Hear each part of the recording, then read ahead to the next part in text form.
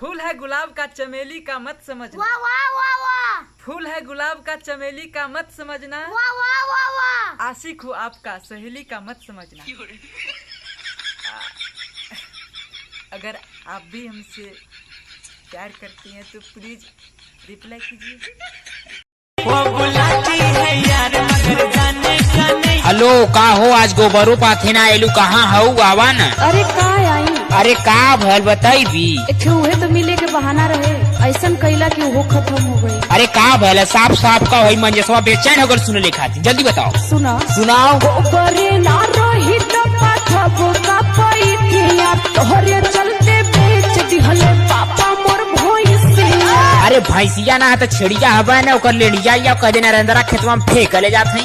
बस छोटा सा सपना है मेरा 10-12 मेरे बच्चे हो और सबकी मम्मी अलग अलग हो।